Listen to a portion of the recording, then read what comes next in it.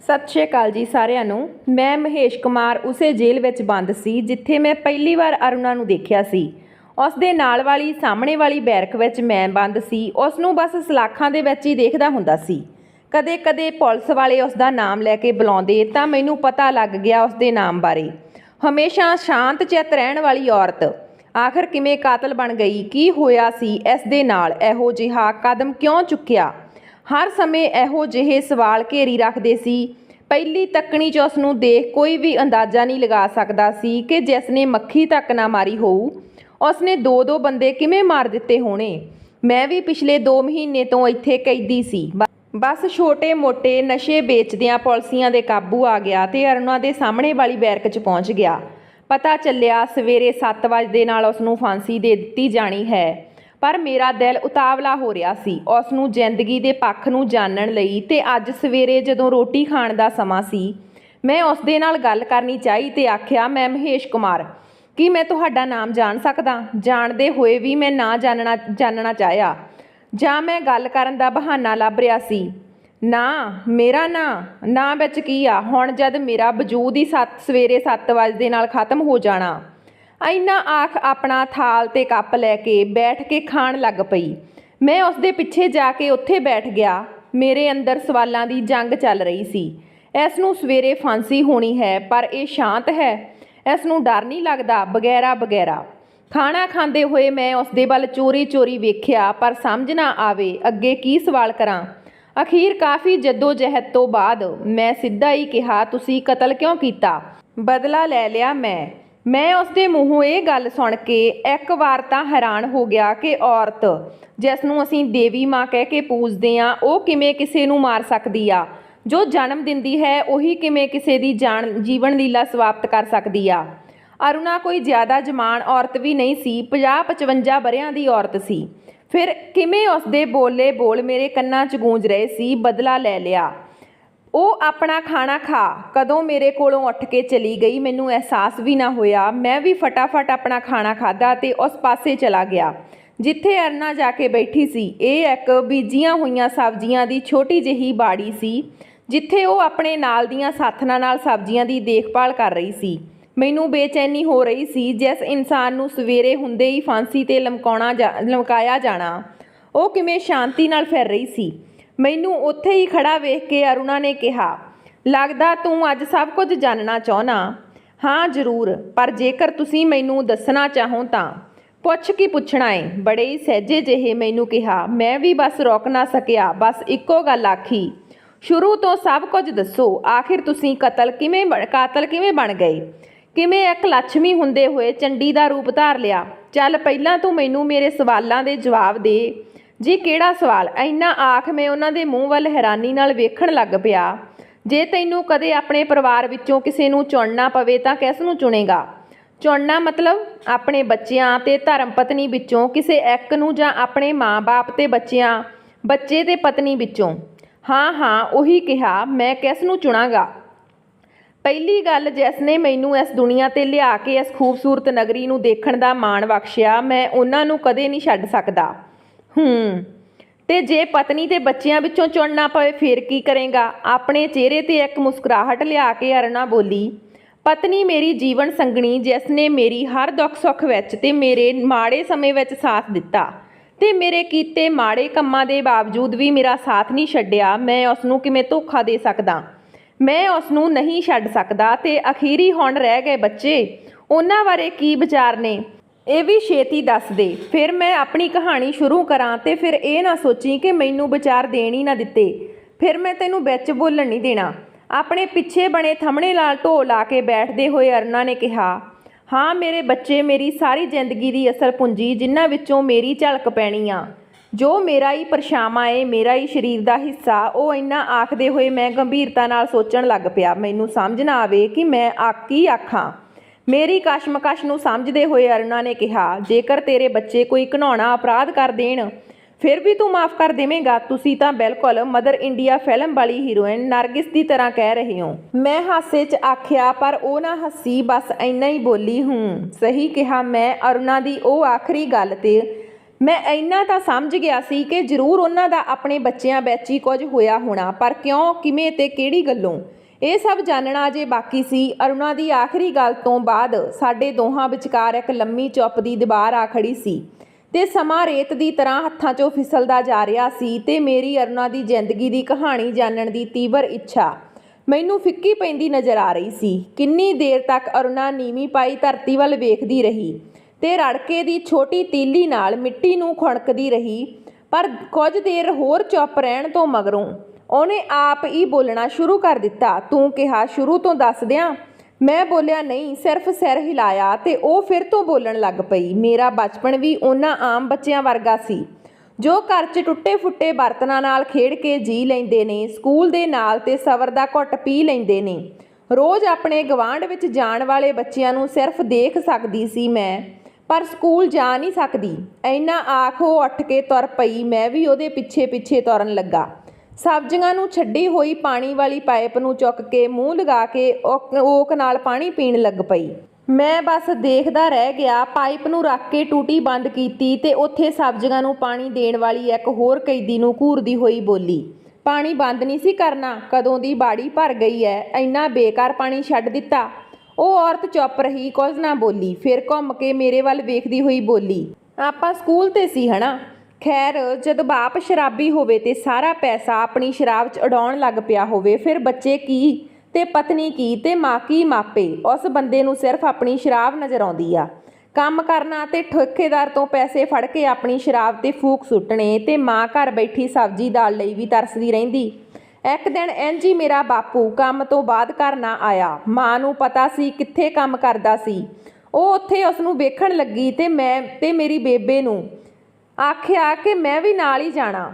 ਬੇਬੇ ਨੇ ਬਹੁਤ ਮਨਾ ਕੀਤਾ ਨਾ ਲਿਜਾਣ ਵਾਸਤੇ, ਪਰ ਮੈਂ ਹਿੰਡ ਕਰਨ ਲੱਗ ਪਈ ਤੇ ਹਾਰ ਕੇ ਮੇਰੀ ਮਾਂ ਮੈਨੂੰ ਨਾਲ ਲੈ ਗਈ। ਮੇਰਾ ਬਾਪੂ ਉੱਥੇ ਹੀ ਸੀ, ਰੱਜਿਆ ਪਿਆ ਸੀ। ਠੇਕੇਦਾਰ ਵੀ ਅਜੇ ਉੱਥੇ ਹੀ ਸੀ। ਮਾਂ ਨੇ ਬਾਪੂ ਨੂੰ ਕਿਹਾ ਤਾਂ ਠੇਕੇਦਾਰ ਨੇ ਮੇਰੀ ਮਾਂ ਨੂੰ ਬੜਾ ਜਲੀਲ ਕੀਤਾ। ਬਾਪੂ ਦੇ ਕੰਮ ਕਰਨ ਪਿੱਛੇ ਤੇ ਨਿੱਤ ਪੈਸੇ ਫੜ ਕੇ ਸ਼ਰਾਬ ਪੀਣ ਕਰਕੇ, ਕਿਉਂਕਿ ਬਾਪੂ ਘੱਟ ਕੰਮ ਕਰਦਾ ਸੀ ਤੇ ਠੇਕੇਦਾਰ ਤੋਂ ਪੈਸੇ ਮੂਹਰੇ ਫੜ ਰੱਖੇ ਸੀ। ਜਾਣੀ ਮੇਰੇ ਬਾਪੂ ਸਿਰ ਕਰਜ਼ਾ ਸੀ। ਉਸੇ ਸਮੇਂ ਠੇਕੇਦਾਰ ਦੀ ਮੈਲੀ ਨਜ਼ਰ ਮੇਰੇ ਤੇ ਪੈ ਗਈ ਤੇ ਇੰਨਾ ਆਖਦੀ ਹੋਈ ਅਰੁਣਾ ਇੱਕਦਮ ਸ਼ਾਂਤ ਹੋ ਗਈ, ਜਿਵੇਂ ਕੋਈ ਬਹੁਤਾ ਬੁਰਾ ਸਮਾਂ ਯਾਦ ਆ ਗਿਆ ਹੋਵੇ। ਮੈਂ ਠੇਕੇਦਾਰ ਦਾ ਨਾਂ ਆਉਂਦਾ ਹੀ ਅਰੁਣਾ ਇੱਕਦਮ ਚੁੱਪ ਹੋ ਗਈ ਤੇ ਲੰਮਾ ਸਾਹ ਲੈ ਕੇ ਫਿਰ ਬੋਲਣ ਲੱਗੀ। ਮੈਨੂੰ ਤੇ ਉਸ ਠੇਕੇਦਾਰ ਗੁਰਨਾਮ ਨੇ ਵੇਖ ਲਿਆ ਸੀ। ਪਿੱਛੋਂ ਕਾਫੀ ਤਕੜੇ ਘਰ ਤੋਂ ਸੀ। ਜ਼ਮੀਨ ਜਾਇਦਾਦ ਵਾਲੀ ਸੁਣੀ ਦੀ ਸੀ। ਆਪਣੇ ਮਾਪਿਆਂ ਦਾ ਇਕੱਲਾ ਪੁੱਤ ਸੀ, ਪਰ ਘਰ ਵਿੱਚ ਔਲਾਦ ਕੋਈ ਨਹੀਂ ਸੀ। ਪਹਿਲੇ ਵਿਆਹ ਨੂੰ 15-18 ਸਾਲ ਹੋ ਚੁੱਕੇ ਸੀ। ਔਲਾਦ ਨਾ ਹੋਣ ਕਰਕੇ ਜ਼ਮੀਨ ਵੀ ਇੱਕ ਦਿਨ ਸ਼ਰੀਕਾਂ ਦੇ ਹੱਥ 'ਚ ਚਲੀ ਜਾਣੀ ਸੀ। ਬਸ ਉਹ ਸਮਾਂ ਹੀ ਸੀ ਕਿ ਮੇਰੇ ਤੇ ਭਾਰਾ ਪੈ ਗਿਆ ਤੇ ਮੈਂ ਮਾਂ ਦੇ ਮਨਾ ਕਰਨ ਦੇ ਬਾਵਜੂਦ ਵੀ ਬਾਪੂ ਨੂੰ ਵੇਖਣ ਵਾਸਤੇ ਨਾਲ ਚਲੀ ਗਈ। ਕਾਸ਼ ਮੈਂ ਨਾ ਜਾਂਦੀ, ਕਾਸ਼ ਇਹ ਸਭ ਵੀ ਨਾ ਹੁੰਦਾ, ਪਰ ਸਿਆਣੇ ਕਹਿੰਦੇ ਨੇ ਕਰਮਾਂ ਦੀ ਖੇਡ ਆ, ਜੋ ਲਿਖਿਆ ਏ ਸੋ ਹੋਣਾ ਹੀ ਆ। ਸਾਡੀਆਂ ਗੱਲਾਂ ਜਾਰੀ ਸੀ। ਸ਼ਾਮ ਹੋਣ ਤੇ ਅਸੀਂ ਬੈਰਕਾਂ 'ਚ ਆ ਬੈਠੇ। ਹੁਣ ਮੈਂ ਆਪਣੀ ਬੈਰਕ 'ਚ ਸੀ ਤੇ ਅਰੁਣਾ ਆਪਣੀ 'ਚ, ਪਰ ਸਾਡੇ ਵਿੱਚ ਗੱਲਬਾਤ ਚੱਲ ਰਹੀ ਸੀ। ਉਹ ਅੱਗੇ ਆਖਣ ਲੱਗੀ, ਠੇਕੇਦਾਰ ਗੁਰਨਾਮ ਨੇ ਮੇਰੇ ਬਾਪੂ ਨੂੰ ਲਾਲਚ ਦੇ ਦਿੱਤਾ ਤੇ ਮੈਂ ਤੇ ਸਾਰੇ ਕਰਜ਼ੇ ਮਾਫ਼ ਕਰ ਦੇਵਾਂਗਾ ਤੇ ਤੇਰੇ ਛੋਟੇ ਬੱਚਿਆਂ ਦਾ ਸਾਰੀ ਉਮਰ ਧਿਆਨ ਰੱਖਣ ਦਾ ਜ਼ਿੰਮਾ ਮੇਰਾ ਤੇ ਪੜ੍ਹਾਈ ਲਿਖਾਈ, ਵਿਆਹ ਵੀ ਆਪ ਕਰਵਾਵਾਂਗਾ। ਮਾਂ ਨੂੰ ਪਹਿਲਾਂ ਇਸ ਬਾਰੇ ਕੁਝ ਨਹੀਂ ਪਤਾ ਸੀ ਬਾਪੂ ਕੀ ਕਰ ਰਿਹਾ, ਪਰ ਜਦੋਂ ਬਾਪੂ ਨੇ ਸਭ ਕੁਝ ਮਾਂ ਨੂੰ ਸਮਝਾਇਆ ਤਾਂ ਮਾਂ ਵੀ ਮੇਰੇ ਅੱਗੇ ਛੋਟੇ ਭੈਣ ਭਰਾਵਾਂ ਦੀ ਜ਼ਿੰਦਗੀ ਦੀ ਭੀਖ ਮੰਗਣ ਲੱਗ ਪਈ ਤੇ ਬੋਲੀ, ਜੇ ਤੂੰ ਠੇਕੇਦਾਰ ਨਾਲ ਵਿਆਹ ਕਰਵਾ ਲਵੇਂ ਤਾਂ ਤੇਰੇ ਨਿੱਕੇ ਭੈਣ ਭਰਾ ਰੋਟੀ ਖਾਂਦੇ ਰਹਿ ਜਾਣਗੇ। ਮੈਂ 14-15 ਸਾਲਾਂ ਦੀ ਮਾਸੂਮ ਜਿਹੀ ਬੱਚੀ ਸੀ। ਮਾਂ ਦੇ ਇੰਨਾ ਕਿਹਾ ਮਨ ਬੜਾ ਦੁਖੀ ਹੋ ਗਿਆ, ਪਰ ਠੇਕੇਦਾਰ ਗੁਰਨਾਮ ਵੱਲੋਂ ਭੇਜੀਆਂ ਗਈਆਂ ਖਾਣ ਪੀਣ ਦੀਆਂ ਸੁਗਾਤਾਂ ਜਦੋਂ ਆਪਣੇ ਛੋਟੇ ਭੈਣ ਭਰਾ ਢਿੱਡ ਭਰ ਖਾਂਦੇ ਵੇਖਿਆ ਤਾਂ ਮੇਰਾ ਦਿਲ ਪਸੀਜ ਗਿਆ, ਪਰ ਦਿਮਾਗ ਅਜੇ ਵੀ ਇਨਕਾਰੀ ਸੀ ਇਸ ਵਿਆਹ ਤੋਂ। ਪਰ ਮਾਂ-ਬਾਪ ਅੱਗੇ ਮੇਰੀ ਇੱਕ ਨਾ ਚੱਲੀ। ਇੱਕ ਵਾਰ ਮੈਂ ਘਰੋਂ ਭੱਜਣ ਦੀ ਕੋਸ਼ਿਸ਼ ਵੀ ਕੀਤੀ, ਪਰ ਨਾਕਾਮ। ਮੇਰੇ ਬਾਪੂ ਨੇ ਪਹਿਲਾਂ ਹੀ ਠੇਕੇਦਾਰ ਨੂੰ ਕਹਿ ਦਿੱਤਾ ਸੀ ਕਿ ਮੈਂ ਵਿਆਹ ਲਈ ਨਹੀਂ ਮੰਨ ਰਹੀ ਤੇ ਬਾਪੂ ਦੇ ਲਾਲਚ ਤੇ ਮਾਂ ਦੇ ਤਰਲਿਆਂ ਅੱਗੇ ਆਖਰ ਮੈਂ ਹਾਰ ਹੀ ਗਈ ਤੇ ਮੈਂ ਇੱਕ ਠੇਕੇਦਾਰ ਦੀ ਘਰਵਾਲੀ ਬਣ ਕੇ ਉਸਦੇ ਘਰ ਪਹੁੰਚ ਗਈ। ਅਰੁਣਾ ਕੰਧ ਨਾਲ ਢੋ ਲਾ ਕੇ ਬੈਠ ਗਈ। ਮੈਂ ਬਸ ਸੋਚਦਾ ਰਿਹਾ ਕਿ ਕਿੰਨੀ ਛੋਟੀ ਉਮਰ ਤੋਂ ਇਹ ਇਸ ਔਰਤ ਨੇ ਕੀ ਕੁਝ ਦੇਖਿਆ ਏ ਜੋ ਆਪਣੇ ਛੋਟੇ ਭੈਣ ਭਰਾਵਾਂ ਲਈ ਆਪਣੇ ਅਰਮਾਨਾਂ ਨੂੰ ਦਬਾ ਕੇ ਆਪਣੀਆਂ ਇੱਛਾਵਾਂ ਦਾ ਤਿਆਗ ਕਰਕੇ ਵੀ ਖੁਸ਼ ਸੀ ਤਾਂ ਕਿ ਉਹ ਸਾਰੇ ਖੁਸ਼ ਰਹਿਣ। ਫਿਰ ਮੈਂ ਇੱਕ ਸਵਾਲ ਕੀਤਾ ਕਿ ਫਿਰ ਠੇਕੇਦਾਰ ਗੁਰਨਾਮ ਨੇ ਸੱਚੀ ਸਾਡੇ ਪਰਿਵਾਰ ਦੀ ਸਾਂਭ ਸੰਭਾਲ ਕੀਤੀ ਸੀ? ਮਤਲਬ ਤੁਹਾਡੇ ਨਿੱਕੇ ਭੈਣ ਭਰਾਵਾਂ ਦੀ ਪੜ੍ਹਾਈ ਤੇ ਲਿਖਾਈ ਸਭ ਕੁਝ ਕਰਵਾਇਆ? ਆਖ ਕੇ ਅਰੁਣਾ ਹੱਸ ਪਈ ਤੇ ਬੋਲੀ, ਉਸ ਨੂੰ ਕੋਈ ਫਰਕ ਨਹੀਂ ਸੀ ਪੈਂਦਾ ਕਿਸੇ ਦੇ ਭੁੱਖੇ ਸੌਣ ਨਾਲ। ਬਸ ਉਸ ਨੂੰ ਤੇ ਆਪਣੇ ਬਿਸਤਰੇ ਤੇ ਮੈਂ ਚਾਹੀਦੀ ਸੀ ਤਾਂ ਕਿ ਆਪਣੇ ਸ਼ੌਂਕ ਪੂਰੇ ਕਰ ਸਕਦਾ ਤੇ ਆਪਣੇ ਘਰ ਨੂੰ ਅੱਗੇ ਵਧਾ ਸਕਦਾ। ਕੀ ਉਸ ਦੀ ਘਰਵਾਲੀ ਨੇ ਨਹੀਂ ਕੁਝ ਕਿਹਾ ਦੂਜਾ ਵਿਆਹ ਕਰਵਾਉਣ ਪਿੱਛੇ? ਅਰੁਣਾ ਦੀਆਂ ਗੱਲਾਂ ਨੂੰ ਮੈਂ ਵਿੱਚੋਂ ਟੋਕਦੇ ਹੋਏ ਕਿਹਾ, ਉਹ ਔਰਤ ਬਹੁਤ ਸਾਊ ਸੀ। ਮੇਰੇ ਵਿਆਹ ਤੋਂ 3 ਸਾਲ ਬਾਅਦ ਉਹਦੀ ਮੌਤ ਹੋ ਗਈ। ਉਹ ਮੇਰਾ ਬਹੁਤ ਖਿਆਲ ਰੱਖਦੀ ਸੀ। ਸ਼ਾਇਦ ਉਸਨੇ ਮੇਰੇ ਵਿੱਚੋਂ ਆਪਣੇ ਬੱਚੇ ਵੇਖੇ ਸੀ। ਮੈਂ ਉਮਰ ਵਿੱਚ ਵੀ ਤਾਂ ਬਹੁਤ ਛੋਟੀ ਸੀ, ਪਰ ਠੇਕੇਦਾਰ ਨੂੰ ਇਹ ਸਭ ਪਸੰਦ ਨਹੀਂ ਸੀ। ਪਤਾ ਨਹੀਂ ਉਸ ਨੂੰ ਕਿਹੋ ਜਿਹਾ ਬੁਖਾਰ ਹੋਇਆ ਕਿ ਉਹ ਮੁੜ ਕੇ ਉੱਠੀ ਨਾ ਸਕੀ। ਸਦਾ ਦੀ ਨੀਂਦ ਸੌਂ ਗਈ। ਅਰੁਣਾ ਬੋਲਦੀ ਜਾ ਰਹੀ ਸੀ ਤੇ ਮੈਂ ਵੇਖਦਾ ਰਿਹਾ। ਫਿਰ ਕੀ ਹੋਇਆ? ਜੋ ਠੇਕੇਦਾਰ ਚਾਹੁੰਦਾ ਸੀ ਉਸ ਨੂੰ ਮਿਲਿਆ? ਹਾਂ, ਮੇਰੇ 2 ਬੇਟੇ ਤੇ 1 ਬੇਟੀ ਹੋਈ। ਉਸ ਦਾ ਘਰ ਅੱਗੇ ਵਧਣ ਲੱਗ ਪਿਆ ਸੀ। ਹੌਲੀ ਹੌਲੀ ਬੱਚੇ ਵੱਡੇ ਹੋ ਰਹੇ ਸੀ। ਮੇਰੇ ਨਾਲੋਂ ਠੇਕੇਦਾਰ ਨਾਲ ਜ਼ਿਆਦਾ ਪਿਆਰ ਕਰਦੇ ਸੀ। ਮੈਨੂੰ ਬੱਚੇ ਪੈਦਾ ਕਰਨ ਲਈ ਰੱਖਿਆ ਸੀ ਬਸ, ਤੇ ਬੱਚੇ ਪਾਲਣ ਲਈ ਉਸਨੇ ਅੱਗੇ ਤੋਂ ਆਗਿਆ ਰੱਖੀ ਹੋਈ ਸੀ।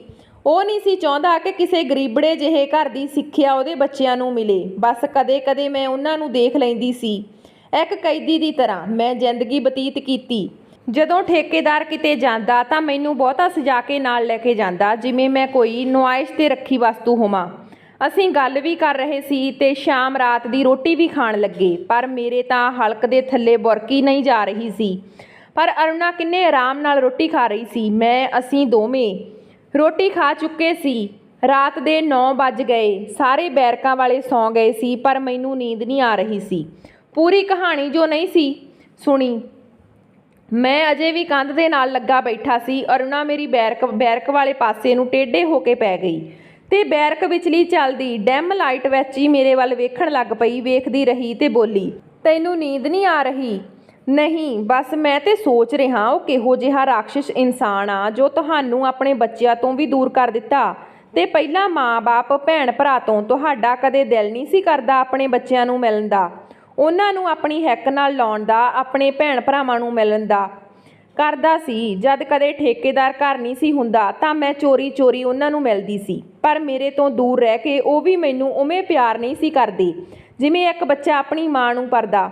ਪਿਆਰ ਤਾਂ ਪਿਆਰ ਕੀ, ਕਦੇ ਤੁਹਾਨੂੰ ਕਿਸੇ ਨਾਲ? ਮੈਨੂੰ ਮਾਫ਼ ਕਰਨਾ, ਮੈਂ ਇਹੋ ਜਿਹਾ ਸਵਾਲ ਪੁੱਛ ਰਿਹਾ। ਮੇਰਾ ਸਵਾਲ ਸੁਣ ਕੇ ਅਰੁਣਾ ਨੇ ਅੱਖਾਂ ਬੰਦ ਕਰ ਲਈਆਂ ਤੇ ਉਹਦੀਆਂ ਅੱਖਾਂ ਵਿੱਚੋਂ ਨੀਰ ਟਪਕਣ ਲੱਗਾ। ਉਸਨੇ ਆਪਣੀ ਚੁੰਨੀ ਦੇ ਲੜ ਨਾਲ ਅੱਖਾਂ ਸਾਫ਼ ਕੀਤੀਆਂ। ਮੈਂ ਸਮਝ ਗਿਆ ਇਸ ਦੇ ਪਿੱਛੇ ਵੀ ਕੋਈ ਦਰਦਨਾਕ ਹਾਦਸਾ ਹੀ ਹੋ ਸਕਦਾ।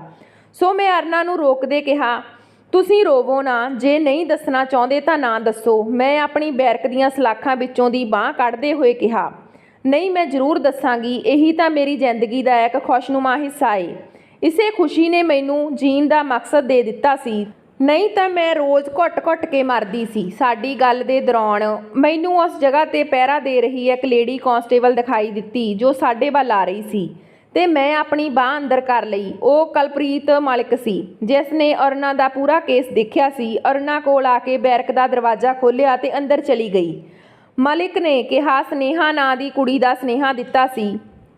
ਥੋੜ੍ਹੀ ਦੇਰ ਬਾਅਦ ਉਹ ਉੱਥੋਂ ਚਲੀ ਗਈ। ਮੈਂ ਅਰੁਣਾ ਵੱਲ ਵੇਖਣ ਲੱਗਾ ਤਾਂ ਉਹਨੇ ਕਿਹਾ, ਤੂੰ ਸੋਚ ਰਿਹਾ ਹੋਵੇਂਗਾ ਕਿ ਇਹ ਹੁਣ ਸਨੇਹਾ ਕੌਣ ਆ? ਹਾਂ ਕਹਿੰਦੇ ਹੋਏ ਮੈਂ ਸਿਰ ਹਿਲਾਇਆ ਤੇ ਫਿਰ ਤੋਂ ਸਲਾਖਾਂ ਦੇ ਕੋਲ ਬੈਠ ਗਿਆ। ਅਰੁਣਾ ਨੇ ਫਿਰ ਬੋਲਣਾ ਸ਼ੁਰੂ ਕੀਤਾ, ਸਨੇਹਾ ਮੇਰੀ ਤੇ ਸੂਰਜ ਦੀ ਧੀ ਆ ਜੋ ਇਸ ਸਮੇਂ ਮੈਂ ਇੱਕ ਬੋਰਡਿੰਗ ਸਕੂਲ ਵਿੱਚ ਪੜ੍ਹਨ ਲਈ ਪਾਈ ਹੋਈ ਆ। ਅਰੁਣਾ ਨੇ ਇੱਕਦਮ ਕਿਹਾ ਤੇ ਮੇਰੇ ਮੂੰਹੋਂ ਫਿਰ ਹੈਰਾਨੀ ਨਾਲ ਨਿਕਲਿਆ, ਸੂਰਜ ਕੌਣ ਆ?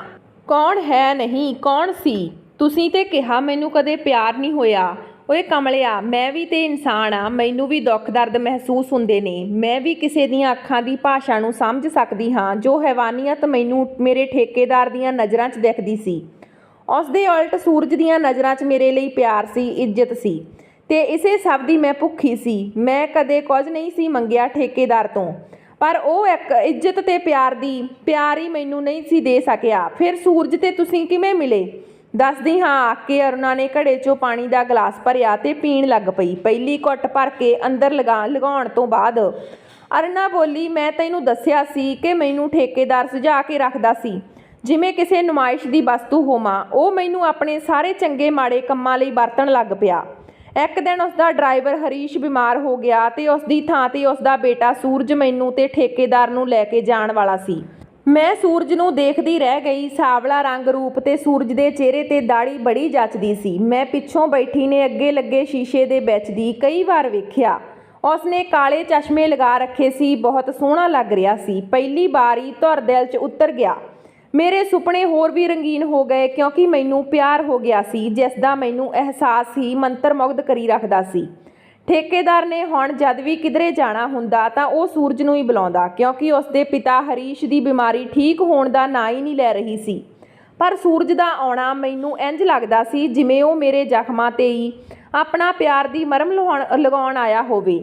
ਉਹ ਹੈ ਵੀ ਮੇਰਾ ਹਮ ਉਮਰ ਸੀ। ਪਾਣੀ ਦਾ ਗਲਾਸ ਖਾਲੀ ਕਰਕੇ ਥੱਲੇ ਰੱਖਦੇ ਹੋਏ ਅਰੁਣਾ ਨੇ ਕਿਹਾ, ਹਾਂ, ਪਿਆਰ ਅੱਗੇ ਤਾਂ ਵੱਡੇ ਵੱਡੇ ਗੋਡੇ ਟੇਕ ਦਿੰਦੇ ਨੇ। ਪਿਆਰ ਅਜਿਹੀ ਸ਼ੈ ਆ। ਫਿਰ ਅੱਗੇ ਕੀ ਹੋਇਆ? ਮੈਂ ਰਾਤ ਦੇ 11 ਵਜੇ ਦੀ ਘੰਟੀ ਦੇ ਖੜਕਾ ਸੁਣਦੇ ਹੀ ਕਿਹਾ। ਉਸ ਦਾ ਨਿੱਤ ਦਾ ਆਉਣਾ ਜਾਣਾ ਸੀ। ਮੈਂ ਉਸ ਨੂੰ ਬਸ ਵੇਖਦੀ ਰਹਿੰਦੀ। ਮੈਨੂੰ ਕਦੇ ਕਦੇ ਲੱਗਦਾ ਉਹ ਵੀ ਮੇਰੇ ਵੱਲ ਚੋਰੀ ਚੋਰੀ ਤੱਕਦਾ, ਪਰ ਕਹਿ ਨਹੀਂ ਸੀ ਸਕਦੀ ਕੁਝ। ਇੰਝ ਹੀ ਇੱਕ ਦਿਨ ਅਸੀਂ ਕਿਸੇ ਵਿਆਹ ਦੇ ਸਮਾਗਮ ਤੋਂ ਬਾਅਦ ਵਾਪਸ ਆ ਰਹੇ ਸੀ। ਠੇਕੇਦਾਰ ਗੁਰਨਾਮ ਸਿੰਘ ਨੇ ਬਹੁਤ ਸ਼ਰਾਬ ਪੀ ਰੱਖੀ ਸੀ। ਇਹ ਗੱਡੀ ਦੇ ਹੀ ਵਿੱਚ ਸੀਟ ਸਿੱਧੀ ਕਰਕੇ ਸੌਂ ਗਿਆ। ਬਸ ਅਸੀਂ ਦੋਵੇਂ ਜਾਗ ਰਹੇ ਸੀ। ਮੈਂ ਹੌਲੇ ਹੌਲੇ ਸੂਰਜ ਤੋਂ ਉਸਦੀ ਪੜ੍ਹਾਈ, ਭੈਣ ਭਰਾ ਤੇ ਜ਼ਿੰਦਗੀ ਬਾਰੇ ਜਾਣਨਾ ਚਾਹਿਆ। ਉਸਨੇ ਵੀ ਬਿਨਾਂ ਕਿਸੇ ਝਿਜਕ ਤੋਂ ਮੈਨੂੰ ਸਭ ਕੁਝ ਦੱਸਿਆ। ਸਾਡੇ ਵਿੱਚ ਹੋਰ ਵੀ ਬਹੁਤ ਗੱਲਾਂ ਹੋਈਆਂ। ਉਸ ਨੂੰ ਵੀ ਮੇਰੇ ਨਾਲ ਲਗਾਅ ਹੋਣਾ ਸ਼ੁਰੂ ਹੋ ਗਿਆ। ਸਾਡਾ ਪਿਆਰ ਪ੍ਰਵਾਨ ਚੜ੍ਹ ਚੁੱਕਿਆ ਸੀ। ਜਦ ਵੀ ਕਦੇ ਕਿਸੇ ਪਾਸੇ ਜਾਣਾ ਹੁੰਦਾ ਤਾਂ ਮੈਂ ਸੂਰਜ ਨੂੰ ਨਾਲ ਲੈ ਕੇ ਜਾਂਦੀ।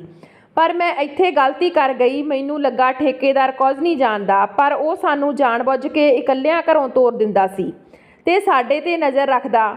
ਅਰੁਣਾ ਬਹੁਤ ਬੈਠੀ ਹੁਣ ਪੈ ਗਈ ਤੇ ਬੋਲੀ, ਇੱਕ ਦਿਨ ਸ਼ਹਿਰ ਤੋਂ ਬਾਹਰ ਜਾਣ ਲਈ ਆਖ ਕੇ ਠੇਕੇਦਾਰ ਆਪ ਆਪਣੇ ਕਿਸੇ ਦੋਸਤ ਨਾਲ ਚਲਾ ਗਿਆ ਤੇ ਮੈਂ ਕਮਲੀ ਨੇ ਸੂਰਜ ਨੂੰ ਘਰ ਬੁਲਾ ਲਿਆ। ਉਹ ਦਿਨ ਕੰਮ ਵਾਲੇ ਵੀ ਘਰ ਨਹੀਂ ਸੀ। ਤਿੰਨੋਂ ਬੱਚੇ ਸਕੂਲ ਤੋਂ ਸ਼ਾਮ ਨੂੰ ਵਾਪਸ ਆਉਣ ਵਾਲੇ ਸੀ। ਅਸੀਂ ਦੋਨੋਂ ਬੈਠੇ ਗੱਲਾਂ ਕਰਦੇ ਰਹੇ। ਸਾਡੇ ਪਿਆਰ ਦੇ ਅਹਿਸਾਸ ਜਵਾਨ ਹੋ ਚੁੱਕੇ ਸੀ। ਸਾਡੇ ਵਿਚਲੀਆਂ ਗੱਲਾਂ ਦਾ ਸਿਲਸਿਲਾ ਚੱਲ ਰਿਹਾ ਸੀ ਕਿ ਅਚਾਨਕ ਠੇਕੇਦਾਰ ਘਰ ਵਾਪਸ ਆ ਗਿਆ। ਮੈਨੂੰ ਨਹੀਂ ਸੀ ਪਤਾ ਕਿ ਇਹ ਕੀ ਤੇ ਕਿਵੇਂ ਹੋਇਆ। ਬਸ ਇੱਕ ਅਜੀਬ ਜਿਹਾ ਡਰ ਮੈਨੂੰ ਸਤਾਉਣ ਲੱਗ ਪਿਆ। ਉਸਨੇ ਮੇਰੇ ਸਾਹਮਣੇ ਹੀ ਸੂਰਜ ਨੂੰ ਆਪਣੇ ਭਾੜੇ ਦੇ ਗੁੰਡਿਆਂ ਤੋਂ ਕੁਟਵਾਇਆ, ਇੱਕ ਕਾਰ ਵਿੱਚ ਸੁੱਟ ਕੇ ਲੈ ਗਈ। ਮੈਨੂੰ ਕਦੇ ਵੀ ਉਹ ਨਜ਼ਰ ਹੀ ਨਹੀਂ ਪਿਆ। ਪਤਾ ਨਹੀਂ ਮੇਰੇ ਘਰ ਵਾਲੇ ਠੇਕੇਦਾਰ ਗੁਰਨਾਮ ਸਿੰਘ ਨੇ ਸੂਰਜ ਨੂੰ ਕਿੱਥੇ ਛੁਪਾ ਦਿੱਤਾ, ਜੋ ਮੁੜ ਮੇਰੀ ਜ਼ਿੰਦਗੀ 'ਚ ਨਵੀਂ ਸਵੇਰ ਲੈ ਕੇ ਨਾ ਚੜ੍ਹਿਆ। ਮੈਨੂੰ ਬੜੀ ਤਕਲੀਫ ਹੋਈ ਇਹ ਜਾਣ ਕੇ ਕਿ ਜੋ ਉਸਦੀ ਜ਼ਿੰਦਗੀ 'ਚ ਇੰਨੀ ਪਿਆਰੀ ਸਵੇਰ ਦਾ ਕਾਰਨ ਬਣਿਆ ਸੀ, ਉਹੀ ਉਸ ਤੋਂ ਦੂਰ ਹੋ ਗਿਆ ਸੀ ਅਰੁਣਾ ਦੀ ਜ਼ਿੰਦਗੀ 'ਚ ਹਨੇਰ ਕਰਕੇ। ਫਿਰ ਉਹ ਅੱਗੇ ਬੋਲੀ, 3 ਬੱਚਿਆਂ ਤੋਂ ਬਾਅਦ ਮੈਂ 8 ਸਾਲ ਬਾਅਦ ਇੱਕ ਵਾਰ ਫਿਰ ਤੋਂ ਮਾਂ ਬਣੀ।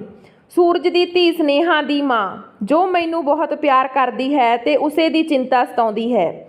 ਇਸੇ ਲਈ ਮੈਂ ਉਸ ਨੂੰ ਆਪਣੇ ਦੂਸਰੇ ਬੱਚਿਆਂ ਤੋਂ ਦੂਰ ਹੋਸਟਲ ਵਿੱਚ ਪੜ੍ਹਨੇ ਪਾਇਆ। ਮੇਰੇ ਠੇਕੇਦਾਰ ਨੂੰ ਇਸ ਬਾਰੇ ਨਹੀਂ ਪਤਾ ਸੀ, ਨਾ ਹੀ ਮੈਂ ਦੱਸ ਸਕਦੀ ਸੀ। ਫਿਰ ਇੱਕ ਦਿਨ ਅਚਾਨਕ ਠੇਕੇਦਾਰ ਦੀ ਆਪਣੇ ਕਿਸੇ ਨਜ਼ਦੀਕੀ ਨਾਲ ਲੜਾਈ ਹੋ ਗਈ। ਉਸ ਲੜਾਈ ਵਿੱਚ ਉਹ ਜ਼ਖਮੀ ਹੋ ਗਿਆ ਤੇ ਹਸਪਤਾਲ ਵਿੱਚ ਜੇਰੇ ਇਲਾਜ ਉਸਨੇ ਦਮ ਤੋੜ ਦਿੱਤਾ। ਉਸ ਤੋਂ ਬਾਅਦ ਸਾਰਾ ਕਾਰੋਬਾਰ ਮੈਂ ਦੇਖਣਾ ਸ਼ੁਰੂ ਕਰ ਦਿੱਤਾ। ਉਸ ਸਮੇਂ ਮੇਰਾ ਵੱਡਾ ਬੇਟਾ 16 ਵਰ੍ਹਿਆਂ ਦਾ ਸੀ। ਉਹ ਬਿਲਕੁਲ ਆਪਣੇ ਬਾਪ 'ਤੇ ਗਿਆ ਸੀ। ਹਰ ਰੰਗ ਢੰਗ ਵਿੱਚ ਹੌਲੀ ਹੌਲੀ ਕਾਰੋਬਾਰ ਦੇ ਕੰਮ ਵਿੱਚ ਮੈਂ ਉਸ ਨੂੰ ਨਾਲ ਲੈ ਕੇ ਜਾਣ ਲੱਗੀ। ਫਿਰ ਮੈਂ ਅਰੁਣਾ ਜਿਵੇਂ ਜਿਵੇਂ ਆਪਣੀ ਜ਼ਿੰਦਗੀ ਬਾਰੇ ਦੱਸ ਰਹੀ ਸੀ, ਮੈਨੂੰ ਦਿਲਚਸਪੀ ਵੱਧਦੀ ਜਾਂਦੀ। ਇੱਕ ਅਨਪੜ੍ਹ ਔਰਤ ਹੋ ਕੇ ਮਾਪਿਆਂ ਦੀ ਖਾਤਰ ਆਪਣੇ ਭੈਣ ਭਰਾਵਾਂ ਦੇ ਲਈ ਆਪਣਾ ਸਭ ਕੁਝ ਕੁਰਬਾਨ ਕਰ ਦਿੱਤਾ। ਜਦ ਜ਼ਿੰਦਗੀ 'ਚ ਬਾਹਰ ਆਉਣ ਦੀ ਉਮੀਦ ਸੀ ਤਾਂ ਉਸ ਨੂੰ ਠੇਕੇਦਾਰ ਨੇ ਖਤਮ ਕਰ ਦਿੱਤਾ ਤੇ ਠੇਕੇਦਾਰ ਦੀ ਮੌਤ ਤੋਂ ਬਾਅਦ ਇੱਕ ਕੰਮਕਾਜੀ ਮਹਿਲਾ ਦੇ ਰੂਪ 'ਚ ਉੱਭਰ ਕੇ ਸਾਹਮਣੇ ਆਈ ਤੇ ਆਪਣੇ ਪਤੀ ਦਾ ਸਾਰਾ ਕਾਰੋਬਾਰ ਸੰਭਿਆ। ਪਰ ਇੱਕ ਸਵਾਲ ਮੈਨੂੰ ਸਤਾਉਣ ਲੱਗ ਪਿਆ ਕਿ ਆਖਰ ਕੀ ਮਜਬੂਰੀ ਬਣੀ ਕਿ ਉਸਨੇ ਆਪਣੇ ਪੁੱਤਰਾਂ ਨੂੰ ਕਤਲ ਕਰ ਫਾਂਸੀ ਚੜ੍ਹਨਾ ਕਬੂਲ ਕਰ ਲਿਆ। ਕਿਵੇਂ ਇੱਕ ਮਾਂ ਦੀ ਮਮਤਾ ਖਤਮ ਹੋ ਗਈ ਸੀ। ਮੈਂ ਉਸ ਨੂੰ ਫਰਸ਼ 'ਤੇ ਪਈ ਨੂੰ ਦੇਖਦਾ ਰਿਹਾ। ਸਵੇਰ ਦੇ 5 ਵੱਜ ਚੁੱਕੇ ਸੀ। ਮੈਨੂੰ ਨੀਂਦ ਨਹੀਂ ਸੀ ਆ ਰਹੀ। ਅਰੁਣਾ ਉੱਠੀ ਤੇ ਬੈਠ ਗਈ। ਥੋੜ੍ਹੀ ਦੇਰ ਬਾਅਦ ਕੁਲਪ੍ਰੀਤ ਮਲਿਕ ਆਈ ਤੇ ਉਸ ਨੂੰ ਆਪਣੇ ਨਾਲ ਲੈ ਗਈ। ਮੇਰਾ ਦਿਲ ਧੱਕ-ਧੱਕ ਕਰ ਰਿਹਾ ਸੀ। ਮੇਰੀ ਕਹਾਣੀ ਜਾਣਨ ਦੀ ਇੱਛਾ ਵੀ ਅਧੂਰੀ ਰਹਿ ਗਈ ਮਹਿਸੂਸ ਹੋਣ ਲੱਗ ਪਈ ਸੀ। ਪਰ ਥੋੜ੍ਹੀ ਦੇਰ ਬਾਅਦ ਅਰੁਣਾ ਆ ਗਈ। ਮੈਂ ਦੇਖਦਾ ਰਿਹਾ, ਉਹ ਵੀ ਚੁੱਪਚਾਪ ਵੇਖਦੀ ਰਹੀ। ਕੁਝ ਸਮੇਂ ਲਈ ਅੱਖਾਂ ਬੰਦ ਕਰਕੇ ਆਪਣੇ ਇਸ਼ਟ ਦਾ ਧਿਆਨ ਧਰਿਆ। ਦੋਹੋਂ ਹੱਥ ਜੋੜ ਕੇ ਸ਼ੁਕਰਾਨਾ ਕੀਤਾ। ਹੁਣ 7 ਵੱਜ ਚੁੱਕੇ ਸੀ ਤੇ ਅਰੁਣਾ ਨੂੰ ਫਾਂਸੀ ਤੇ ਚੜਾਉਣ ਦੀ ਤਿਆਰੀ ਚੱਲ ਰਹੀ ਸੀ। ਮੇਰੇ ਹੌਲ ਪੈ ਰਹੇ ਸੀ। ਉਸ ਵੱਲ ਵੇਖਣ ਦੀ ਹਿੰਮਤ ਨਹੀਂ ਸੀ ਪੈ ਰਹੀ। ਇੱਕ ਜਿਉਂਦਾ ਜਾਗਦਾ ਇਨਸਾਨ ਕੁਝ ਸਮੇਂ ਬਾਅਦ ਸਾਡੇ ਵਿੱਚ ਮੌਜੂਦ ਨਹੀਂ ਸੀ ਹੋਣਾ। ਉਸ ਦੇ ਸਾਹਾਂ ਦੀ ਡੋਰ ਟੁੱਟਣ ਵਾਲੀ ਸੀ। ਉਹ ਇਸ ਜਹਾਨ ਤੋਂ ਉਸ ਜਹਾਨ ਨੂੰ ਜਾਣ ਵਾਲੀ ਸੀ, ਪਰ ਅਰੁਣਾ ਨੂੰ ਕੋਈ ਗਿਲਾ ਨਹੀਂ ਸੀ। ਆਪਣੀ ਜ਼ਿੰਦਗੀ ਨਾਲ ਉਲਟਾ ਉਹ ਆਪਣੀ ਫਾਂਸੀ ਦਾ ਬੇਸਬਰੀ ਨਾਲ ਇੰਤਜ਼ਾਰ ਕਰ ਰਹੀ ਸੀ। ਕੁਝ ਸਮੇਂ ਪਿੱਛੋਂ ਕੁਲਪ੍ਰੀਤ ਮਲਿਕ ਆਈ। ਉਸ ਦੇ ਨਾਲ 2 ਕਾਂਸਟੇਬਲ ਹੋਰ ਸੀ। ਉਹ ਅਰੁਣਾ ਨੂੰ ਆਪਣੇ ਨਾਲ ਲੈ ਗਏ। ਮੈਂ ਬਸ ਉਹਨਾਂ ਨੂੰ ਪਿੱਛੋਂ ਜਾਂਦਾ ਵੇਖਦਾ ਰਿਹਾ, ਅਰੁਣਾ ਦੀ ਜ਼ਿੰਦਗੀ ਬਾਰੇ ਸੋਚਦਾ ਰਿਹਾ ਤੇ ਉਸ ਸ਼ਖਸੀਅਤ ਬਾਰੇ ਵੀ ਜੋ ਮਰਨ ਲਈ ਤਤਪਰ ਸੀ, ਤੇ ਉਸ ਦੇ ਬੋਲੇ ਬੋਲ ਯਾਦ ਕਰਦਾ ਰਿਹਾ। ਬਦਲਾ ਲੈ ਲਿਆ ਮੇਰਾ ਧਿਆਨ ਦੀਵਾਰ ਘੜੀ ਤੇ ਟਿਕ ਟਿਕਾ ਹੋਇਆ ਸੀ। 7 ਤੋਂ 7:30 ਹੋਏ, ਫਿਰ 8 ਵੀ ਵੱਜ ਗਏ ਤੇ ਮੈਂ ਸਮਝ ਗਿਆ ਸੀ ਕਿ ਅਰੁਣਾ ਖੁਸ਼ੀ ਆਪਣੀ ਆਖਰੀ ਸਫ਼ਰ ਤੇ ਨਿਕਲ ਚੁੱਕੀ ਹੈ। ਪਰ ਮੇਰੀ ਤਮੰਨਾ ਤਾਂ ਜਿਵੇਂ ਅਧੂਰੀ ਰਹਿ ਗਈ ਸੀ। ਮੇਰੀ ਸਜ਼ਾ ਦੇ 3 ਮਹੀਨੇ ਕਿੰਜ ਬੀਤੇ ਮੈਂ ਹੀ ਜਾਣਦਾ ਸੀ। ਸਾਹਮਣੇ ਅਰੁਣਾ ਦੀ ਬੈਰਕ ਵੱਲ ਵੇਖਣ ਨੂੰ ਮਨ ਨਾ ਕਰਦਾ। ਜੇ ਵੇਖਦਾ ਵੀ ਉਹੀ ਮੁਸਕਰਾਉਂਦਾ ਚਿਹਰਾ ਨਜ਼ਰ ਆ ਜਾਂਦਾ ਤੇ ਮੇਰੀਆਂ ਅੱਖਾਂ 'ਚੋਂ ਪਾਣੀ ਵਹਿ ਤੁਰਦਾ। ਅੱਜ ਮੇਰਾ ਜੇਲ੍ਹ 'ਚ ਆਖਰੀ ਦਿਨ ਸੀ। ਜਾਣੀ ਮੈਂ ਵੀ ਰਿਹਾ ਹੋਣ ਵਾਲਾ ਸੀ ਆਪਣੀ ਸਜ਼ਾ ਪੂਰੀ ਕਰਕੇ। ਮੈਂ ਆਪਣਾ ਸਮਾਨ ਕੱਟੜੇ ਤੋਂ ਛੋਟਾ ਬਟੂਆ ਤੇ ਘੜੀ ਲੈਣ ਲਈ ਪਹੁੰਚਿਆ ਤਾਂ ਉੱਥੇ ਬੈਠੇ ਸਿਪਾਹੀ ਨੇ ਕੱਪੜੇ ਫੜਾਏ ਤੇ ਬੋਲਿਆ, ਹੁਣ ਸੁਧਰ ਜਾ ਮੋਹਨ, ਇਹ ਤੇਰੀ ਤੀਜੀ ਤੇ ਆਖਰੀ ਜੇਲ੍ਹ ਦੀ ਯਾਤਰਾ ਹੋਣੀ ਚਾਹੀਦੀ ਆ। ਕੀ ਮਿਲਦਾ ਤੈਨੂੰ ਇਹ ਸਭ ਕਰਕੇ? ਕੀ ਪਿਆ ਨਸ਼ਿਆਂ 'ਚ? ਉਹ ਬੋਲ ਰਿਹਾ ਸੀ, ਪਰ ਮੇਰਾ ਤਾਂ ਧਿਆਨ ਉਸ ਦੀਆਂ ਗੱਲਾਂ 'ਚ ਹੈ ਹੀ ਨਹੀਂ ਸੀ।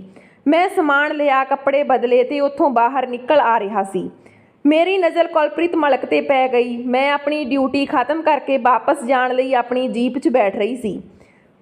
ਮੈਂ ਛੇਤੀ ਉਸ ਦੇ ਪਿੱਛੇ ਪਹੁੰਚਿਆ। ਉਹ ਅਜੇ ਜੀਪ 'ਚ ਪੈਰ ਧਰਨ ਹੀ ਵਾਲੀ ਸੀ ਕਿ ਮੈਨੂੰ ਵੇਖਦੇ ਹੀ ਬੋਲੀ, ਇਸ਼ਾਵਾਂ ਦੀ ਖਿੱਚ ਬੰਦੇ ਨੂੰ ਕਿਤੇ ਵੀ ਲਿਜਾ ਸਕਦੀ ਆ। ਮੈਂ ਸਹੀ ਕਿਹਾ ਨਾ ਮੋਹਨ? ਮੈਂ ਹਾਂ 'ਚ ਸਿਰ ਹਿਲਾਇਆ ਤੇ ਉਸਨੇ ਮੈਨੂੰ ਇਸ਼ਾਰੇ ਨਾਲ ਜੀਪ 'ਚ ਬੈਠਣ ਲਈ ਕਿਹਾ। ਮੈਂ ਬੈਠ ਤੇ ਗਿਆ, ਪਰ ਅੱਗੋਂ ਸਮਝੋਂ ਬਾਹਰ ਸੀ। ਸਭ ਕੁਝ ਕਿਵੇਂ ਪੁੱਛਾਂ ਅਰੁਣਾ ਬਾਰੇ? ਥੋੜ੍ਹੀ ਦੇਰ ਬਾਅਦ ਅਸੀਂ ਇੱਕ ਅਨਾਥ ਆਸ਼ਰਮ ਦੇ ਅੱਗੇ ਪਹੁੰਚ ਗਏ ਸੀ, ਜਿੱਥੇ ਅੱਜ ਇੱਕ ਸਮਾਗਮ ਹੋਣ ਵਾਲਾ ਸੀ। ਕੁਲਪ੍ਰੀਤ ਮਲਿਕ ਨੇ ਮੈਨੂੰ ਵੀ ਨਾਲ ਜਾਣ ਲਈ ਕਿਹਾ। ਮੈਂ ਚੁੱਪਚਾਪ ਉਸ ਦੇ ਪਿੱਛੇ ਜਾ ਰਿਹਾ ਸੀ। ਉੱਥੇ ਕਈ ਥਾਵਾਂ ਤੇ ਅਰੁਣਾ ਦੀਆਂ ਛੋਟੀਆਂ ਵੱਡੀਆਂ ਫੋਟੋਆਂ ਲੱਗੀਆਂ ਹੋਈਆਂ ਸੀ। ਲੋਕ ਬੈਠੇ ਅਰੁਣਾ ਦੇ ਬਾਰੇ 'ਚ ਗੱਲਾਂ ਕਰ ਰਹੇ ਸੀ ਤੇ ਕੋਈ ਰੋ ਰਿਹਾ ਸੀ। ਸਮਾਗਮ ਦੇ ਕਰਤਾ ਧਰਤਾ ਕੁਲਪ੍ਰੀਤ ਮਲਿਕ ਨੂੰ ਦੇਖਦੇ ਹੀ ਖੁਸ਼ ਹੋ ਗਏ ਤੇ ਫਟਾਫਟ ਉਸ ਨੂੰ ਨਾਲ ਲੈ ਗਏ ਤੇ ਸਟੇਜ ਸੰਚਾਲਕ ਨੇ ਕੁਲਪ੍ਰੀਤ ਮਲਿਕ ਦੇ ਪਹੁੰਚਣ ਦੀ ਖਬਰ ਸੁਣਾਈ ਤਾਂ ਹਾਲ ਤਾੜੀਆਂ ਨਾਲ ਗੂੰਜ ਉੱਠਿਆ। ਮੈਂ ਵੀ ਉਸੇ ਹਾਲ ਵਿੱਚ ਪਿੱਛੇ ਪਈ ਇੱਕ ਖਾਲੀ ਸੀਟ ਤੇ ਬੈਠ ਗਿਆ।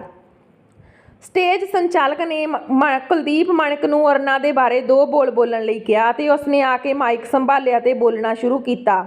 ਕਿਸੇ ਦੇ ਬਾਰੇ 'ਚ ਸੁਣਨਾ ਤੇ ਕਿਸੇ ਨਾਲ ਰਹਿ ਕੇ ਉਸ ਨੂੰ ਨੇੜੇ ਤੋਂ ਦੇਖਣਾ 2 ਵੱਖੋ ਵੱਖਰੇ ਪੱਖ ਨੇ। ਮੈਂ ਅਰੁਣਾ ਨੂੰ ਨਹੀਂ ਅਰੁਣਾ ਮਾਂ ਨੂੰ ਉਸ ਸਮੇਂ ਤੋਂ ਜਾਣਦੀ ਸੀ ਜਦੋਂ ਮੈਂ ਇਸ ਦਰਿੰਦਗੀ ਨਾਲ ਭਰੇ ਸਮਾਜ 'ਚ ਇਕੱਲੇ ਵਿਚਰ ਰਹੀ ਸੀ। ਜੇ ਮੈਨੂੰ ਅਰੁਣਾ ਮਾਂ ਦਾ ਸਹਾਰਾ ਨਾ ਮਿਲਦਾ ਤਾਂ ਸ਼ਾਇਦ ਮੈਂ ਅੱਜ ਇਸ ਵਰਦੀ 'ਚ ਨਾ ਹੋ ਕੇ ਇੱਕ ਭਿਖਾਰੀ ਹੁੰਦੀ ਜਾਂ ਕਿਸੇ ਕੋਠੇ ਦੀ ਸ਼ਾਨ ਵਧਾ ਰਹੀ ਹੁੰਦੀ। ਮੇਰੇ ਕੋਲ ਲਫ਼ਜ਼ ਹੀ ਨਹੀਂ ਸੀ। ਮੈਂ ਕਿਵੇਂ ਉਸ ਮਾਂ ਬਾਰੇ ਤੁਹਾਡੇ ਨਾਲ ਗੱਲ ਕਰਾਂ, ਕਿਵੇਂ ਉਸ ਦੇ ਚਰਿੱਤਰ ਬਾਰੇ ਦੱਸਾਂ? ਇੰਨਾ ਕਹਿੰਦੀ ਹੋਈ ਕੁਲਪ੍ਰੀਤ ਮਲਿਕ ਰੋਣ ਲੱਗ ਪਈ ਤੇ ਸਟੇਜ ਸੰਚਾਲਕ ਨੇ ਦੁਬਾਰਾ ਤੋਂ ਸਟੇਜ ਸੰਭਾਲੀ। ਥੋੜ੍ਹੀ ਦੇਰ 'ਚ ਉਸ ਅਨਾਥ ਆਸ਼ਰਮ ਦੇ ਗਰਾਊਂਡ 'ਚ ਲੱਗੇ ਇੱਕ ਬੁੱਤ ਤੋਂ ਕੱਪੜਾ ਹਟਾਉਣ ਦੀ ਰਸਮ ਅਦਾ ਕੀਤੀ ਗਈ। ਇਹ ਬੁੱਤ ਅਰੁਣਾ ਦਾ ਸੀ। ਹੁਣ ਮੇਰੇ ਮਨ ਸਿਰਫ ਅਰੁਣਾ ਬਾਰੇ ਹੀ ਨਹੀਂ ਸਗੋਂ ਕੁਲਪ੍ਰੀਤ ਮਲਿਕ ਬਾਰੇ ਵੀ ਜਾਣਨ ਦੀ ਜਿਗਿਆਸਾ ਪੈਦਾ ਹੋ ਗਈ ਸੀ। ਆਖਿਰ ਉਸਨੇ ਅਰੁਣਾ ਨੂੰ ਮਾਂ ਕਿਉਂ ਕਿਹਾ? ਪ੍ਰੋਗਰਾਮ ਚੱਲਦਾ ਰਿਹਾ। ਮੈਂ ਉੱਥੇ ਬੈਠਾ ਸਭ ਲੋਕਾਂ ਦੀ ਆਪਣੀ ਰਾਏ ਸੁਣਦਾ ਰਿਹਾ। ਹਰ ਕੋਈ ਅਰੁਣਾ ਦੀਆਂ ਤਾਰੀਫਾਂ ਕਰ ਰਿਹਾ ਸੀ। ਕੁਲਪ੍ਰੀਤ ਮਲਿਕ ਵੀ ਉੱਥੇ ਮੌਜੂਦ ਔਰਤਾਂ 'ਚ ਬੈਠ ਗਈ। ਸਭ ਉਸ ਨੂੰ ਪਿਆਰ ਤੇ ਆਸ਼ੀਰਵਾਦ ਦੇ ਰਹੇ ਸੀ ਤੇ ਅਰੁਣਾ ਦੇ ਨਕਸ਼ੇ ਕਦਮਾਂ ਤੇ ਚੱਲਣ ਦੀ ਸਹਾਰਨਾ ਕਰ ਰਹੇ ਸੀ। ਉਹਨਾਂ ਔਰਤਾਂ ਨੂੰ ਮਿਲਣ ਤੋਂ ਬਾਅਦ ਕੁਲਪ੍ਰੀਤ ਮਲਿਕ ਉੱਥੋਂ ਆਪਣੇ ਘਰ ਵਾਪਸ ਜਾਣ ਲਈ ਨਿਕਲਦੀ ਹੈ ਤੇ ਮੈਨੂੰ ਵੀ ਨਾਲ ਬੈਠਣ ਲਈ ਆਖਦੀ ਆ। ਮੈਂ ਜੀਪ ਵਿੱਚ ਬੈਠਦਾ ਹਾਂ ਤੇ ਆਪਣੇ ਜਿਗਿਆਸਾ ਨੂੰ ਸ਼ਾਂਤ ਕਰਨ ਲਈ ਕੁਲਪ੍ਰੀਤ ਮਲਿਕ ਨੂੰ ਸਵਾਲ ਕਰਦਾ ਹਾਂ, ਤੁਸੀਂ ਅਰੁਣਾ ਜੀ ਨੂੰ ਅਰੁਣਾ ਮਾਂ ਆਖ ਕੇ ਸੰਬੋਧਨ ਕੀਤਾ, ਉਹ ਕਿਉਂ? ਮੋਹਨ ਜੀ, ਆਪ ਬਦਲ ਰਹੇ ਹੋ, ਪਹਿਲਾਂ ਵਾਲੇ ਨਹੀਂ ਰਹੇ। ਅਰੁਣਾ ਮਾਂ ਦੇ ਸਾਥ ਨਾਲ ਤੇਰੇ ਅੰਦਰ ਵੀ ਬਦਲਾਅ ਆ ਹੀ ਗਿਆ ਹੈ। ਬਿਲਕੁਲ ਕਿਸੇ ਰਿਪੋਰਟਰ ਦੀ ਤਰ੍ਹਾਂ ਸਵਾਲ ਜਵਾਬ ਕਰ ਰਹੇ ਹੋ। ਹਾਂ, ਸਮਝ ਲਓ ਜਾਂਦੇ ਜਾਂਦੇ ਉਹ ਵੀ ਮੈਨੂੰ ਸਿੱਧੇ ਰਾਹ ਤੇ ਪਾ ਗਏ। ਮੈਂ ਸਮਝ ਸਕਦੀ ਹਾਂ ਉਹਨਾਂ ਦਾ ਔਰਾ ਹੀ ਇੰਨਾ ਵਧੀਆ ਸੀ ਕਿ ਹਰ ਕੋਈ ਉਹਨਾਂ ਦੇ ਨਾਲ ਰਹਿਣਾ ਪਸੰਦ ਕਰਦਾ ਸੀ। ਫਿਰ ਉਹਨਾਂ ਦਾ ਪਤੀ ਠੇਕੇਦਾਰ ਗੁਰਨਾਮ ਸਿੰਘ ਤੇ ਹਾਂ, ਉਹਨਾਂ ਨੇ ਆਪਣੇ ਹੀ ਬੇਟੇ ਕਿਉਂ ਮਾਰ ਦਿੱਤੇ? ਮੇਰੇ ਸਵਾਲਾਂ ਦੌਰਾਨ ਹੀ ਅਸੀਂ ਕੁਲਪ੍ਰੀਤ ਮਲਿਕ ਦੇ ਘਰ ਪਹੁੰਚ ਗਏ। ਪਤਾ ਨਹੀਂ ਮਲਿਕ ਵੀ ਮੇਰੇ ਵਰਗੇ ਨਸ਼ੇ ਵੇਚਣ ਵਾਲੇ ਨੂੰ ਕਿਉਂ ਆਪਣੇ ਘਰ ਲੈ ਆਈ, ਜਾਂ ਸ਼ਾਇਦ ਉਹ ਵੀ ਆਪਣਾ ਢਿੱਡ ਹੌਲਾ ਕਰਨਾ ਚਾਹੁੰਦੀ ਸੀ, ਕਿਉਂਕਿ ਆਖਿਰ ਅਰੁਣਾ ਨੂੰ ਆਪਣੀ ਮਾਂ ਆਖਦੀ ਸੀ ਤੇ ਮਾਂ ਦੇ ਵਿਛੜਨ ਦਾ ਦੁੱਖ ਤਾਂ ਹਰ ਧੀ ਤੇ ਪੁੱਤ ਨੂੰ ਹੁੰਦਾ। ਮਾਂ ਸ਼ਬਦ ਅਸੀਂ ਹਰ ਸਮੇਂ ਕਿਸੇ ਲਈ ਨਹੀਂ ਵਰਤ ਸਕਦੇ ਜਦ ਤੱਕ ਕੋਈ ਆਪਾ ਬਾਰ ਕੇ ਮਾਂ ਦੀ ਤਰ੍ਹਾਂ ਆਪਣਾ ਪਿਆਰ ਨਿਸ਼ਾਵਰ ਨਾ ਕਰੇ। ਖਾਸ ਤੌਰ 'ਤੇ ਕਿਸੇ ਸੜਕ 'ਤੇ ਰੁਲ ਰਹੇ ਬੱਚੇ ਲਈ। ਮੈਂ ਵੇਖਿਆ ਨਹੀਂ, ਬਹੁਤ ਲੋਕਾਂ ਨੂੰ ਕਦੇ-ਕਦੇ ਆਪਣੇ ਬੱਚੇ ਨੂੰ ਵੀ ਪਿਆਰ ਨਹੀਂ ਦਿੰਦੇ, ਬੇਗਾਨੇ ਨੂੰ ਤਾਂ ਕਿੱਥੋਂ ਗੱਲ ਨਾਲ ਲਾ ਸਕਦੇ ਨੇ, ਪਰ ਅਰੁਣਾ ਮਾਂ ਉਹਨਾਂ ਸਭਨਾਂ ਤੋਂ ਅਲੱਗ ਸੀ। ਮਲਿਕ ਬੈਠ ਗਈ ਤੇ ਨਾਲ ਵਾਲੀ ਕੁਰਸੀ 'ਤੇ ਮੈਨੂੰ ਬੈਠਣ ਲਈ ਕਿਹਾ ਤੇ ਆਪ ਉਹ ਬੋਲਦੀ ਜਾ ਰਹੀ ਸੀ। ਜਦੋਂ ਠੇਕੇਦਾਰ ਖਤਮ ਹੋਇਆ ਉਸ ਸਮੇਂ ਅਰੁਣਾ ਮਾਂ ਦੀ ਕੋਈ 30 ਜਾਂ 32 ਵਰ੍ਹਿਆਂ ਦੀ ਸੀ। ਛੋਟੀ ਉਮਰ ਵਿਆਹ ਹੋ ਗਿਆ, 4-4 ਬੱਚਿਆਂ ਦੀ ਮਾਂ ਬਣ ਗਈ ਤੇ ਸਾਰਾ ਕਾਰੋਬਾਰ ਦੇਖਣ ਦੀ ਜ਼ਿੰਮੇਵਾਰੀ ਉਸਦੇ ਮੋਢਿਆਂ 'ਤੇ ਆ ਪਈ। ਇਸ ਬਿਰਧ ਆਸ਼ਰਮ 'ਚ ਵੀ ਉਹਨਾਂ ਦੀ ਬਹੁਤ ਦੇਣ ਆ। ਔਰਤਾਂ ਨੂੰ ਉਹਨਾਂ ਨੇ ਆਤਮ ਨਿਰਭਰ ਬਣਾਇਆ ਤੇ ਜੋ ਵੀ ਕੋਈ ਛੋਟਾ-ਮੋਟਾ ਕੰਮ ਕਰਨਾ ਜਾਣਦੀ ਸੀ ਉਹਨਾਂ ਨੂੰ ਖੁੱਲ੍ਹ ਕੇ ਕਰਨ ਦੀ ਆਜ਼ਾਦੀ ਦਿੱਤੀ, ਜਿਵੇਂ ਸਿਲਾਈ, ਕਢਾਈ, ਬੁਣਾਈ ਤੇ ਰਸੋਈ ਕਲਾ ਦੀ। ਸਭ ਆਤਮ ਨਿਰਭਰ ਬਣ ਗਈਆਂ ਸੀ। ਅਰੁਣਾ ਮਾਂ ਹਮੇਸ਼ਾ ਇੱਕ ਆਸ਼ਰਮ ਨਾਲ ਜੁੜੇ ਰਹੇ। ਇੱਥੇ ਸਭ ਉਹ ਔਰਤਾਂ ਤੇ ਮਰਦ ਸੀ ਜੋ ਜਾਂ ਤਾਂ ਆਪਣੀ ਜ਼ਿੰਦਗੀ ਅੱਗੇ ਹਾਰੇ ਸੀ ਜਾਂ ਆਪਣੀ ਔਲਾਦ ਅੱਗੇ। ਇਹ ਸਭ ਆਪਣਾ ਬੈਠਣ ਉੱਠਣ ਦਾ ਖਿਆਲ ਆਪ ਰੱਖਦੇ ਹਨ, ਕਦੇ ਵੀ ਕਿਸੇ ਤੋਂ ਕੁਝ ਨਹੀਂ ਲੈਂਦੇ, ਸਗੋਂ ਆਪਣੇ ਹੱਥਾਂ ਨਾਲ ਬਣਾਇਆ ਸਮਾਨ ਵੇਚਣ ਨਾਲ ਜੋ ਕਮਾਈ ਹੁੰਦੀ ਆ ਉਹ ਉਸੇ ਤੋਂ ਗੁਜ਼ਾਰਾ ਕਰਦੇ ਆ। ਬਸ ਅਰੁਣਾ ਮਾਂ ਨੂੰ ਹੀ ਇਹ ਸਭ ਕਦੇ ਮਨਾ ਨਹੀਂ ਸੀ ਕਰਦੇ। ਇਹੀ ਕਾਰਨ ਹੈ ਕਿ ਸਭ ਉਸ ਨੂੰ ਆਪਣੀ ਮਾਂ ਕਹਿੰਦੇ ਨੇ, ਕਿਉਂਕਿ ਕਿਤੇ ਨਾ ਕਿਤੇ ਉਹਨਾਂ ਨੇ ਵੀ ਇਹਨਾਂ ਨੂੰ ਨਵਾਂ ਜੀਵਨ ਦਾਨ ਦਿੱਤਾ ਸੀ ਤੇ ਇੱਕ ਮਾਂ ਹੀ ਤਾਂ ਸਾਨੂੰ ਜਨਮ ਦਿੰਦੀ ਆ। ਮੈਂ ਕਿੰਜ ਮਾਂ ਤੱਕ ਪਹੁੰਚੀ ਉਹ ਤਾਂ ਮੈਂ ਪਹਿਲਾਂ ਹੀ ਦੱਸ ਚੁੱਕੀ ਆ ਕਿ ਸੜਕ ਤੋਂ ਚੁੱਕ ਕੇ ਕੋਈ ਨਹੀਂ ਕਿਸੇ ਨੂੰ ਆਪਣਾ ਬੱਚਾ ਬਣਾਉਂਦਾ। ਮੇਰੀ ਇਸ ਆਸ਼ਰਮ ਵਿੱਚ ਇੱਕ ਮਾਂ ਨਹੀਂ, ਸਗੋਂ ਸਾਰੀਆਂ ਹੀ ਮਾਵਾਂ ਨੇ, ਪਰ ਅਰੁਣਾ ਨੂੰ ਮੈਂ ਕਦੇ ਆਪਣੇ ਤੋਂ ਦੂਰ ਨਹੀਂ ਸਮਝ ਸਕਦੀ। ਉਹ ਮੈਨੂੰ ਮੇਰੇ ਸਰੀਰ ਦਾ ਹੀ ਇੱਕ ਹਿੱਸਾ ਜਾਪਦੇ ਨੇ। ਉਹਨਾਂ ਨੇ ਆਪਣੇ ਅਧੂਰੇ ਸੁਪਨੇ, ਪੜ੍ਹਾਈ ਲਿਖਾਈ ਮੇਰੇ ਵਿੱਚ ਵੇਖੇ ਤੇ ਆਪਣੇ ਬੱਚਿਆਂ ਤੋਂ ਜ਼ਿਆਦਾ ਪਿਆਰ ਨਾ ਪਾ ਸਕੇ, ਪਰ ਮੇਰੇ ਤੇ ਸਨੇਹਾ ਨਾਲ ਉਹਨਾਂ ਦਾ ਅੰਤਾਂ ਦਾ ਮੋਹ ਆ। ਆਪਣੇ ਬੱਚਿਆਂ ਦੀਆਂ ਵੱਡੀਆਂ ਤੋਂ ਵੱਡੀਆਂ ਗਲਤੀਆਂ ਵੀ ਮਾਫ਼ ਕਰ ਦਿੰਦੇ ਸੀ, ਪਰ ਇੱਕ ਅਜਿਹੀ ਗਲਤੀ ਜੋ ਉਹ ਕਦੇ ਮਾਫ਼ ਨਹੀਂ ਕਰ ਸਕੇ ਤੇ ਆਪਣੇ ਪੁੱਤਰਾਂ ਨੂੰ ਮਾਰ ਕੇ ਬਦਲਾ ਲੈ ਲਿਆ। ਮੈਨੂੰ ਕੁਲਪ੍ਰੀਤ ਦੀਆਂ ਗੱਲਾਂ ਸੁਣਨ ਤੋਂ ਬਾਅਦ ਲੱਗਾ, ਹੁਣ ਮੈਨੂੰ ਆਖਰੀ ਉਹ ਕਾਰਨ ਦਾ ਪਤਾ ਲੱਗੇਗਾ ਕਿ ਇੱਕ ਮਮਤਾ ਦੀ ਮੂਰਤ ਮਾਂ ਚੰਡੀ ਦਾ ਅਵਤਾਰ ਕਿਵੇਂ ਬਣ ਗਈ। ਜੋ ਔਰਤ ਕਿਸੇ ਬਗਾਨੇ ਬੱਚੇ ਲਈ ਇੰਨਾ ਪਿਆਰ ਲੁਟਾ ਸਕਦੀ ਆ, ਉਹ ਆਪਣੇ ਬੱਚੇ ਕਿਵੇਂ ਕਤਲ ਕਰ ਸਕਦੀ ਆ। ਸਾਡੀਆਂ ਗੱਲਾਂ ਦੌਰਾਨ ਚਾਹ ਆ ਜਾਂਦੀ ਹੈ। ਚਾਹ ਪੀਂਦੇ ਹੋਏ ਮੈਂ ਦੇਖਿਆ ਕਿ ਮਲਿਕ ਮੈਡਮ ਵਿੱਚੋਂ ਵੀ ਉਹੀ ਅੰਦਾਜ਼ ਝਲਕ ਰਿਹਾ ਸੀ ਜੋ ਅਰੁਣਾ ਵਿੱਚ ਸੀ। ਫਿਰ ਤੁਹਾਡੀ ਪੜ੍ਹਾਈ ਲਿਖਾਈ ਅਰੁਣਾ ਜੀ ਨੇ ਕਰਵਾਈ? ਉਹਨਾਂ ਨੇ ਹੀ ਮੈਨੂੰ ਆਸ਼ਰਮ ਵਿੱਚ ਰਹਿਣ ਲਈ ਥਾਂ ਵੀ ਦਿੱਤੀ। ਤੇ ਉਹਨਾਂ ਦੀ ਬੇਟੀ ਸਨੇਹਾ, ਉਹ ਇਸ ਸਮੇਂ ਕਿੱਥੇ ਆ? ਉਹ ਆਪਣੀ ਮਾਂ ਦੀ ਫਾਂਸੀ ਸਮੇਂ ਆਈ ਨਹੀਂ। ਤੇ ਹਾਂ, ਠੇਕੇਦਾਰ ਗੁਰਨਾਮ ਸਿੰਘ ਤੋਂ ਇੱਕ ਬੇਟੀ ਸੀ, ਉਹ ਕਿੱਥੇ ਆ ਇਸ ਸਮੇਂ? ਮੇਰੇ ਅੰਦਰਲੇ ਦੱਬੇ ਸਵਾਲ ਸਲਾਬ ਬਣ ਕੇ ਆਪ ਹੀ ਬਾਹਰ ਆਉਣ ਲੱਗ ਪਏ। ਹੱਸਦੇ ਹੋਏ ਮਲਿਕ ਬੋਲੀ, ਤੈਨੂੰ ਜ਼ਿਆਦਾ ਸਵਾਲ ਪੁੱਛਣ ਦੀ ਆਦਤ ਪੈ ਗਈ ਆ। ਇੱਕ ਸਵੇਰ ਮੈਨੂੰ ਅਰੁਣਾ ਮਾਂ ਦਾ ਫੋਨ ਆਉਂਦਾ ਹੈ ਤੇ ਵੈਸੇ ਤੇ ਉਹ ਰੋਜ਼ ਹੀ ਗੱਲ ਕਰਦੇ ਸੀ, ਪਰ ਉਸ ਦਿਨ ਉਹਨਾਂ ਦਾ ਗੱਲ ਕਰਨ ਦਾ ਢੰਗ ਮੈਨੂੰ ਡਰਾ ਰਿਹਾ ਸੀ। ਮੈਂ ਛੇਤੀ ਮਾਂ ਦੇ ਘਰ ਵੱਲ ਨੂੰ ਚੱਲ ਪਈ। ਜਦੋਂ ਮੈਂ ਉਸ ਘਰ ਦੇ ਮੇਨ ਗੇਟ ਨੂੰ ਪਾਰ ਕਰਕੇ ਅੰਦਰ ਦੇ ਵੱਲ ਜਾ ਰਹੀ ਸੀ ਤਾਂ ਬਿਲਕੁਲ ਘਰ ਦੇ ਵਿਚਕਾਰ ਧਰਤੀ ਖੂਨ ਨਾਲ ਰੰਗੀ ਪਈ ਸੀ, ਜਿਵੇਂ ਕਿਸੇ ਨੇ ਹੋਲੀ ਖੇਡੀ ਹੋਵੇ।